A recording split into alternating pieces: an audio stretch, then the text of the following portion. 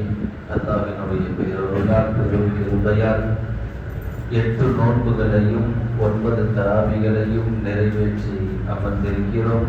வல்ல ஜல்ல ஷானஹு தஆலாவின் மாபெரும் அருள் கிருபை குர்ஆனினுடைய 13 ஜுஸுக்களை ஓத நாம் கேட்டிருக்கின்றோம். என்று ஓதப்பட்ட வசனங்களில் பேசப்பட வேண்டிய ஒரு அத்தியாயம் சூரத்து யூசுப்.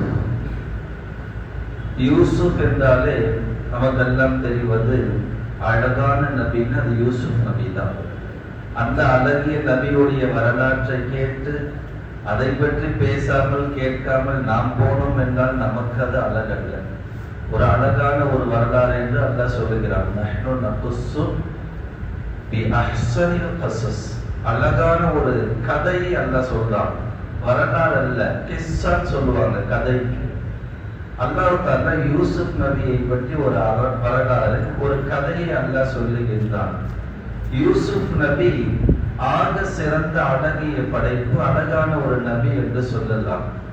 யூசுப் நபி அழகானவர்கள் என்பதற்கு ஒரு சில காரணங்களால் அவர்கள் அழகு வாய்ந்தவர்களாக, அழகான நபியாக வந்தார்கள்.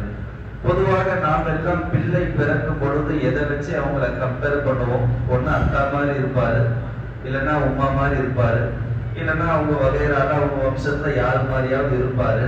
அதற்கு மாற்றமா இருந்தாருன்னா அதுல ஒரு ஃபித்னா, ஏதாவது ஒண்ணு பிரச்சனை, ஏதாவது ஒரு தவறான சிந்தனை, ஆக இப்படிதான் கவனிப்போம். இப்ப யூசுப் நபி அழகு என்றால் எப்படி அழகு? அவர்களுடைய தந்தையும் நபி, தாத்தாவும் நபி, பாட்டனும் நபி, முப்பாட்டனும் நபி. தொடர்ந்து நபிமார்களுடைய பரம்பரையில் வந்தவர்கள் தான் யூசுப் அலைஹிஸ்ஸலாம். எனவே அவர்களுடைய வம்சமும் அழகானது. எனவே அல்லாஹ் அவர்களை மிக அழகானவர்களாக ஆக்கிவிட்டான் என்று வரலாறு சொல்கிறது. அவருடைய தந்தை யாரு? யூசுப் அலைஹிஸ்ஸலாமுடைய தந்தை யாக்கூப் அலைஹிஸ்ஸலாம். யாக்கூப் அலைஹிஸ்ஸலாமுடைய தந்தை இஸ்ஹாக் அலைஹிஸ்ஸலாம். இஸ்ஹாக் அலைஹிஸ்ஸலாமுடைய தந்தை இப்ராஹிம் அலைஹிஸ்ஸலாம். இப்ப இப்ராஹிம் நபியுடைய வம்ச தொடரில் வந்தவர்கள் தான் யாரு? யூசுப் அலைஹிஸ்ஸலாம். இப்ப இப்ராஹிம் அலைஹிஸ்ஸலாமுடைய மனைவி யார்? முதல் மனைவி. இப்ராஹிம் அலைஹிஸ்ஸலாமுக்கு 2 மனைவி. முதலாவது மனைவியின் பேரு சாரா அம்மையார். சாரா தான் இப்ராஹிம் அலைஹிஸ்ஸலாமுடைய மனைவி. ஆரம்பமா முதல் திருமணம் செய்த மனைவி. நல்ல மகிழ்ச்சியான வாழ்க்கை. 2 பேருக்கு மத்தியில அண்டர்ஸ்டாண்டிங், எல்லா விதமான பொருத்தம் இருந்தாலும் கூட அல்லாஹ்வுடைய நாட்டம் மிக நீண்ட ஆண்டுகள் ஆகியும் இப்ராஹிம் அலைஹிஸ்ஸலாமுக்கு சாரா அம்மாவால ஒரு குழந்தையை பெற்று தர முடியல. என் கணவர் நபியாக இருக்கிறார், ஆக சிறந்த ஒரு படைப்பாக இருக்கிறார், விருந்தோம்பல் செய்வதில் தந்தை முன்மாதிரியாக இருக்கின்றார், எல்லாம் சிறப்பும் பெற்ற என்னுடைய கணவர் இப்ராஹிம் நபிக்கு என்னால் ஒரு பிள்ளையை பெற்று தர முடியவில்லையே என்ற கவலை யாருக்கு? சாரா அம்மாவுக்கு. அவங்க வீட்டுல அடிமையா வேலை செஞ்சிருந்தவங்க ஹாஜிரா அம்மா. இப்ப சாரா அம்மா நினைக்கிறாங்க, என் கணவனுக்கு என்னாலதான் குழந்தையை பெற்று தர முடியல, ஏதாவது வேற ஒரு பொண்ணை கல்யாணம் பண்ணி வச்சு குழந்தையை கொடுத்துட்டோம்னா வம்ச தொடர் என்பது நீண்டு இருக்கும். எனவே என்ன பண்ணலான்னு மிக நீண்ட யோசனைக்கு பிறகு தான் வீட்டுல வேலை செஞ்சிருந்த ஹாஜிரா அம்மாவே சாரா அம்மா மனம் முடிச்சு கொடுக்குறாங்க இப்ராஹிம் அலைஹிஸ்ஸலாமுக்கு. இப்ப நம்ம பார்க்கணும், 4 வரையும் திருமணம் செய்வது கூடும். ஃபன்கிஹு மா தாபலக்கும் மினன் நிசாஇ மஸ்னா வ சுலாஸா வ ருபா. 2, 3, 4 எத்தனை 4 வரை அனுமதி. ஆனா ஃபர்ஸ்ட் பர்சன் அனுமதி கொடுத்தால் மட்டும்தான். முதலாவது மனைவிக்கு தெரியாமையே 2வது ஒரு முறைப்படி திருமணம் செஞ்சு வச்சிருந்தாலும் கூட 2வது திருமணம் என்பது ஹராம் தான், பக்கா ஹராம். எந்த அளவுக்குன்னா முதல் மனைவி அனுமதியை அவங்க இஷ்டத்துக்கு தரணும். அவளை கம்பல் பண்ணி அனுமதி வாங்கினாலும் கூட அந்த அனுமதி செல்லுபடியாகாது. அவங்க மனசார அனுமதி தரணும். பொதுவா பெண்களுடைய தன்மை தெரியும், அந்த பொசசிவ்னஸ். யாருக்கும் எதை வேணாலும் விட்டு தருவாங்க, கணவரை விட்டு தர மாட்டாங்க. கல்லானாலும் கணவன், புல்லானாலும் புருஷன், தமிழ்ல சொல்லுவாங்கல்ல. என்ன நடந்தாலும் ஒரு பெண்ணுக்கு ஒரு கணவன் என்பது சமூக நீதியாக, சமூக ஒரு இயல்பாக இன்னைக்கு ஆகிவிட்டது. ஆனா ஹாஜிரா அம்மாவை சாரா அம்மா மனப்பூர்வமா இப்ராஹிம் அலைஹிஸ்ஸலாமுக்கு கட்டி வைக்கிறாங்க. என் கணவனுக்கு எப்படியாவது ஒரு குழந்தை பாக்கியத்தை ஏற்படுத்தி தரணும். ஹாஜிரா அம்மாவும் கட்டினாங்க. பிறந்தாங்க இஸ்மாயில் அலைஹிஸ்ஸலாம். அந்த ஹாஜிரா அம்மாவின் மூலம் இஸ்மாயில் அலைஹிஸ்ஸலாம் பிறக்கவில்லை என்றால் இன்னைக்கு குர்பானியுடைய சட்டம் வந்திருக்காரு. ஹாஜிரா அம்மாவின் மூலம் இஸ்மாயில் அலைஹிஸ்ஸலாம் பிறக்கிறாங்க. கொஞ்ச நாளுக்கு அப்புறம் ஒரு கனவு காண்றாங்க. ஹாஜிரா அம்மாவை எங்கே கொண்டு போய் விட்டுட்டு வரணும், மக்காவில கொண்டு போய் விட்டுட்டு வரணும்னு. கை குழந்தையோட ஹாஜிரா அம்மாவை கொண்டு போய் மக்காவில விட்டுட்டு இப்ராஹிம் அலைஹிஸ்ஸலாம் திரும்பி கூட பார்க்கல. மனைவி அல்லாஹ் விடும், நான் குழந்தையும் மனைவியோ போய் மக்காவில விட்டு திரும்பி கூட பார்க்கல வந்துட்டாங்க. ஹாஜிரா அம்மா ரொம்ப நேரம் பார்க்கறாங்க, கணவர் எங்கேயாவது திரும்பி பார்ப்பாரா, ஆனா எங்கேயும் திரும்பி பார்க்கல. கோபப்படல ஹாஜிரா அம்மா, நினைச்சிட்டாங்க இது அல்லாஹ்வுடைய கட்டளை. இப்ராஹிம் நபிக்கு அல்லாஹ் கட்டளை இட்டுட்டா ஹாஜிராவையும் இஸ்மாயிலையும் கொண்டு போய் மக்காவில விட்டுட்டு வாங்க. இப்ராஹிம் அலைஹிஸ்ஸலாம் போய் விட்டுட்டு வந்துட்டாங்க. இப்ப சாரா அம்மா நினைக்கிறாங்க, ஒரு மனைவியை கட்டி வச்சோம், குழந்தை பிறந்துச்சு, அவங்களும் அல்லாஹ்வுடைய கட்டளை, மக்காவில கொண்டு போய் விட்டுட்டு வந்தாங்க, என்ன பண்றது? ஒரு திரும்பவும் ஒரு கவலை, எப்படியாவது இப்ராஹிம் அலைஹிஸ்ஸலாமுக்கு குழந்தை இருக்கணுமே, எனக்கு ஒரு குழந்தை பிறக்கலையே ஒரு கவலை. நினைச்சிட்டே இருக்கும்போது வாசல்ல மலக்குகள் எல்லாம் வராங்க. என்ன ஹாஜிரா ரொம்ப சிந்தனையோட இருக்கீங்களே, என்ன வேணும்? ஒன்னும் வேணாம், இது மாதிரி செஞ்சுட்டு இருக்கிறேன், சிந்திச்சுட்டு இருக்கிறேன். மலக்குமார்கள் சொன்னாங்க, யுபஷ்ஷிருக பி யஹ்யா, யஹ்யான்னு ஒரு புள்ள பிறக்க போறான், போ, அல்லாஹ் நற்செய்தி சொல்லிட்டு வர சொன்னான். அதே கூடி எனக்கு வயசு 90, நான் மல்லடு, குழந்தையே பெற்றெடுக்க முடியாது. என் கணவர் 100 வயசை தாண்டிட்டாரு, எப்படிங்க குழந்தை பிறக்கும்? கால கதாலி, அது அப்படிதான், குழந்தை அப்படிதான் பிறக்கும். போயிட்டாங்க மலக்குமார்கள். இப்ப சாரா அம்மாவுக்கு குழந்தை பிறக்குது, பேரு இஸ்ஹாக். சாரா அம்மாவுக்கு பிறந்த குழந்தையுடைய பேரு இஸ்ஹாக் அலைஹிஸ்ஸலாம். இஸ்ஹாக் அலைஹிஸ்ஸலாமுக்கு பிறந்த குழந்தையுடைய பேரு யாக்கூப் அலைஹிஸ்ஸலாம். யாக்கூப் அலைஹிஸ்ஸலாமுக்கு 12 பிள்ளைகள், 4 மனைவியும் 12 பிள்ளைகள். அதுல ஒரு பிள்ளையுடைய பேரு யூசுப் அலைஹிஸ்ஸலாம். அந்த யூசுப் தான் வரலாற்றினுடைய அழகின் சிகரம். அவர்களை போன்ற ஒரு அழகு இந்த உலகத்துல யாருமே இல்லை. பெண்களை பார்த்த நம்ம வாலிபர்களை நாக்க தொங்க போட்டு பார்ப்பாங்க தெரியுமா? யூசுப் நபி போனாங்கன்னா பேரழகியர் கூட வாயில சொல்லுவரோட பார்ப்பாங்களாம். அப்படி வரலாற்று இருக்குது. அந்த அளவுக்கு யூசுப் நபியை மிக அழகாக பார்ப்பவர்கள் எல்லாம் ஆசைப்படுவாங்க. இவர் என் கணவரா இல்ல, ஒரு நாள் கணவரா இருக்க மாட்டார், எப்படி எல்லாம் யோசிப்பாங்க. அந்த அளவுக்கு அழகாக யூசுப் நபி அல்லாஹ் கொடுத்தார். இப்ப இஸ்ஹாக் அலைஹிஸ்ஸலாம், அதாவது யூசுப் நபியுடைய தாத்தா இஸ்ஹாக் அலைஹிஸ்ஸலாம் யாக்கூப் அலைஹிஸ்ஸலாம்ட்ட மௌத்தா போகும்போது சொல்றாரு, யா புனைய, செல்ல புள்ளையே யாக்கூப், நான் மௌத்தா போறேன், என் குடும்பத்துல பொண்ணு இருக்காது, யாரும் அழகா இல்ல, உன் அம்மா வகைரா இருக்கு தெரியுமா? சாரா அம்மாவுடைய வகைரால எல்லா பெண்களும் அழகா இருப்பாங்க. அதிலும் குறிப்பா சாரா அம்மாவுடைய தம்பி பொண்ணு ஒருத்தர் இருக்கா, ரொம்ப அழகா இருப்பா, நீ அவரை போய் மனம் பிடிச்சுக்கோன்ட்டாங்க. இஸ்ஹாக் அலைஹிஸ்ஸலாம் யாக்கூப் அலைஹிஸ்ஸலாம்னு சொல்றாங்க. நம்ம வரலாறு கேட்கணும்னா கொஞ்சம் சிரமமா இருக்கும், ஒரு ஞாபகம் வச்சுட்டு கேட்கணும்.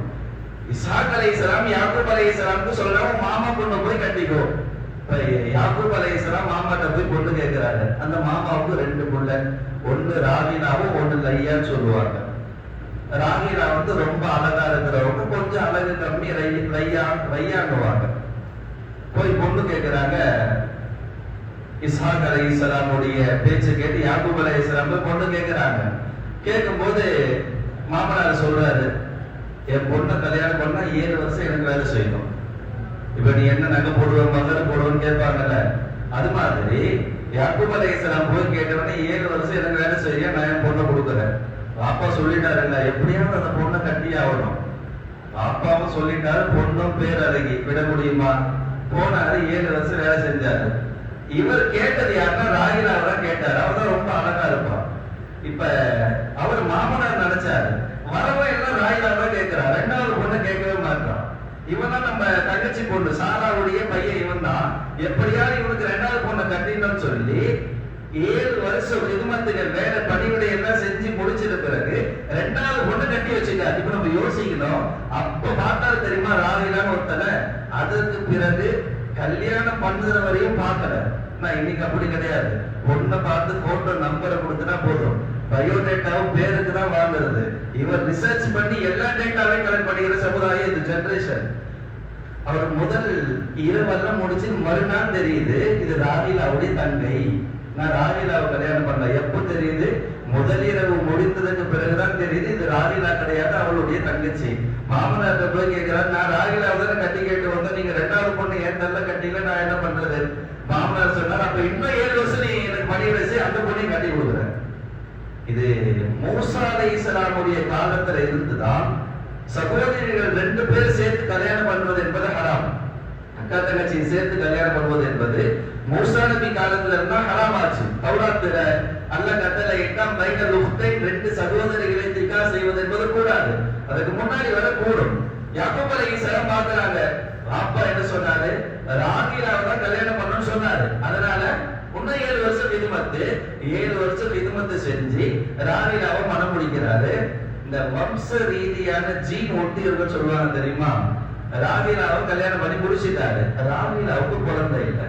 எப்படி சாரா அம்மாவுக்கு குழந்தை இல்லாம இருந்துச்சோ அது போல ராகிலாவுக்கும் குழந்தை இல்லை.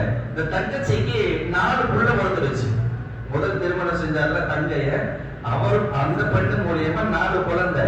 ஆனா இவர் விரும்பி கட்டிய ராகிலாவின் மூலம் இன்னும் ஒரு குழந்தை கூட பிறக்கல. இவருக்கு காலம் போயிட்டே இருக்குது. இப்ப ராகிலாவுக்கு ஒரு வருத்தம், என் மூலையும் என் மூலமாக என் கணவருக்கு ஒரு குழந்தையை பெற்று தர முடியலையே, நான் என்ன பண்றது? இப்ப இதற்கு நடுவுல யாக்கூப் அலைஹிஸ்ஸலாம் ஒரு 2 அடிமையை வாங்கி 2 அக்கா 2 மனைவிக்கு ஒவ்வொரு அடிமையை கொடுத்தாங்க. முதல் அக்கா ராகிலாவுக்கு ஒரு அடிமையையும், 2வது கட்டின அந்த ரையா என்பவளுக்கு ஒரு அடிமை பெண்ணையும் கிஃப்டா கொடுத்திருந்தாங்க.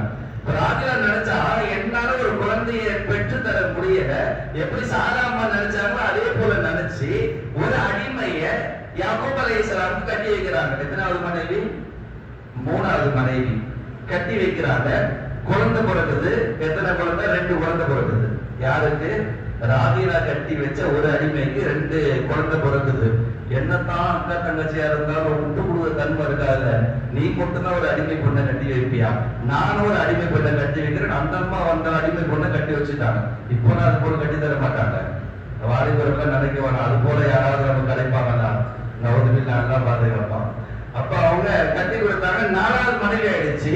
அந்த மனைவிக்கு 2 குழந்தை. எத்தனை குழந்தை ஆயிடுச்சு? 4 பிளஸ் ஃபர்ஸ்ட் அந்த 2வது மனைவிக்கு 6 குழந்தை. இந்த அடிமைக்கு 2, இன்னொரு அடிமைக்கு 2, 10 ஆயிடுச்சு. இப்ப ராகிலாவுக்கு தவறு, எல்லாருக்கும் குழந்தை பிறந்துச்சு, எனக்கு மட்டும் குழந்தை பிறக்கலையே. அல்லாஹ் கேட்கிறாங்க, அப்ப எனக்கு குழந்தைய கொடு. அப்ப பிறந்தவங்க தான் யூசுப் அலைஹிஸ்ஸலாம். என்னதான் 4 மனைவி இருந்தாலும் பிடிச்ச மனைவிக்கு பிறந்த பிள்ளை வரதான் ரொம்ப பாசம் இருக்குல்ல. ரொம்ப பிடிச்சு ரொம்ப நாள் கழிச்சு பிறந்த ராகிலாவுக்கு பிறந்த குழந்தை யூசுப் அலைஹிஸ்ஸலாமின் மீது ரொம்ப பாசம். பிறந்த உடனே 2வது குழந்தை ஒன்றே பிறந்துச்சு, பின்யாமின் சொல்லுவாங்க அவன் பேரு. அப்ப 12 பிள்ளைகள், 4 மனைவியும் 12 பிள்ளைகள். யாருக்கு?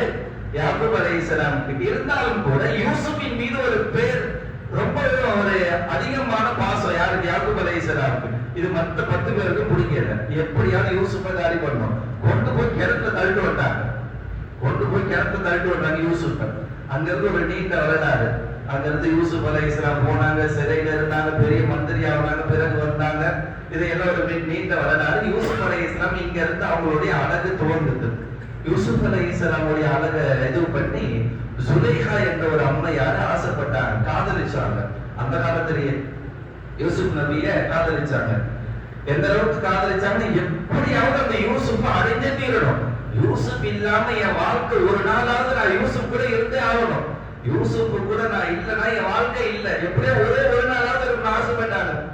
பெரிய அரசருடைய மகள். அது அங்கிருந்து ஒரு நீண்ட சம்பவம். யூசுப் அலைஹிஸ்ஸலாம் அந்த காதலுக்கு மசையில கடைசியா ஒரு துருமன்னு சொல்லுவாங்க, இட்டு கட்டினாங்க. என்னோட அவர் தவறா நடந்தாரு. குரான்ல வரும், முன்னாடி கிழிந்திருந்தா அவர் தப்பு செஞ்சார், இவர் தப்பு செஞ்சார் அப்படின்னு ஒரு நீண்ட வரலாறு போன பிறகு பெண்கள் எல்லாம் கேட்பாங்களா சுலைஹாட்ட, என்ன உனக்கு அந்த ஆம்பளை மேல அவ்வளவு என்ன ஆசை உனக்கு? குரான்ல வருகின்ற வார்த்தை, அவர் மேல என்ன ஆசை உனக்கு? அவர் இல்லாம உன்னால இருக்க முடியாதா அப்படின்னு போது சுலைஹா அம்மா சொல்லுவாங்கன்னா, எல்லாருக்கும் ஒரு ஆப்பிள் பழத்தை கொடுத்துட்டு லைனா உட்கார வச்சு ஒரு கத்திய ஆப்பிள் பழத்தையும் கொடுத்துட்டு யூசுப் அலைஹிஸ்ஸலாம் வான்னு சொல்லிட்டு பெண்கள் ஆப்பிளை கட் பண்ண சொல்லுவாங்களா. யூசுப் நபியுடைய அழகை பார்த்த ஒரு பார்வை கையையும் கட் பண்ற அளவு கட் பண்ணிட்டே இருப்பாங்களாம். அந்த அளவுக்கு அழக பார்த்த உடனே கை அந்த ஆப்பிள தாண்டி விரல்களை எல்லாம் வெட்டிட்டு ரத்தம் ஊத்துறது கூட தெரியாம யூசுப்ப பார்த்துட்டே இருப்பாங்களாம். ஜுலைகாட்ட சொல்லுவாங்க, ரொம்ப கஷ்டப்பட்டு தான் இருந்துக்கிற. ஏன்னா ஜுலைகாவுடைய அடிமையா இருந்தார் யார்? யூசுப். இந்த பேரழகனை வச்சு எங்களால ஒரு நிமிஷம் இருக்க முடியல, நீ இவ்வளவு நாள் இருந்தது பெரிய சாதனைட்டு எல்லா பெண்களும் போயிட்டாங்க. அப்ப எல்லா பெண்களும் ஆசைப்பட்ட அளவுக்கு யூசுப் நபியுடைய அழகு இருந்துச்சு. அவருடைய அழகை போன்று ஒரு வரலாறு இதுவரை கிடைக்கவில்லை என்று நாம் நினைக்கும் பொழுது, இப்ப நம்ம நபி சும்மாவா? நம்ம நபி ஸல்லல்லாஹு அலைஹி வஸல்லம் குறைஞ்சிட்டாங்களா? ஆயிஷா அம்மா சொல்லுவாங்க, யூசுஃபை பார்த்த பெண்கள் எல்லாம் விரல்களை தான் கட் பண்ணாங்க. எனது நாயகம் ரசூலுல்லாஹ் ஸல்லல்லாஹு அலைஹி வஸல்லத்தை பார்த்திருந்தா கல்ப கட் பண்ணா தெரிஞ்சிருக்காரு, உயிரே போனா தெரிஞ்சிருக்காரு. அப்பதான் அழகு. தஃசீர்ல முஃபஸ்ஸிரீன்கள் சொல்லுவாங்க, அழகு ரெண்டு விதங்க. அல் ஹுஸ்னு ஹுஸ்னானி, அதுக்கு ரெண்டு விதம். ஒன்னு ஹுஸ்னே மலாஹா, இன்னொரு ஹுஸ்னே சபாஹா. ஹுஸ்னே மலாஹானா யூசுப் நபியுடைய அழகு, இன்னொரு ஹுஸ்னே சபாஹா அது என்னுடைய அருமை நாயகம் ரசூலுல்லாஹ்வுடைய அழகு. யூசுப் நபியை காலைல பார்த்தாலும் அப்படிதான் இருப்பாங்க, மதியம் பார்த்தாலும் அதே அளவோட தான் இருப்பாங்க, நைட்டு பார்த்தாலும் அதே அளவோட தான் இருப்பாங்க. என்னுடைய ரசூலை இப்படி பார்த்த ஒரு அழகு, அந்த பக்கம் போய் பார்த்த ஒரு அழகு, பின்னாடி இருந்து பார்த்த ஒரு அழகு, காலையில பார்த்த ஒரு அழகு, மாலையில பார்த்த ஒரு அழகு. ரசூலுடைய வரலாறுல அழகை பற்றி வர்ணிப்பதற்கு வார்த்தையே இல்லை. அவ்வளவு அழகு எனது நாயகம் ரசூலுல்லாஹ். எனவே ரசூலை விட ஒரு அழகு யாரும் கிடையாது. யூசுப் அலைஹிஸ்ஸலாம் பரம்பரை ரீதியா வந்தவங்க. ரசூலுக்கு நேரடியாக அல்லாஹ் அழகை கொடுத்தா நூரே முஹம்மதியா ஸல்லல்லாஹு அலைஹி வஸல்லம். எந்த நபிமார்களுக்கும் நமது நபி குறைஞ்சவங்க கிடையாது. அந்தந்த நபிமார்களுக்கு கொடுத்த ஸ்பெஷாலிட்டி யூசுப் அலைஹிஸ்ஸலாமுடைய அழகு என்பது இந்த உலகத்தில் பேசப்பட வேண்டும். நம்ம எல்லாம் ஒரு வார்த்தையில சொல்லணும்னா, பௌர்ணமி நிலவை பார்த்தா யாருடைய பார்வையும் திரும்பாது. எங்களுடைய ரசூலுடைய அழகு பௌர்ணமி நிலவை போன்று முழுமதியாக இருப்பாங்க.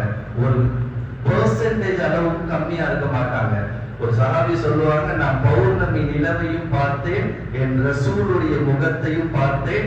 பௌர்ணமி நிலவினுடைய வெளிச்சம் என் ரசூலுடைய வெளிச்சத்துக்கு முன்னாடி கம்மியா தான் இருந்துச்சு.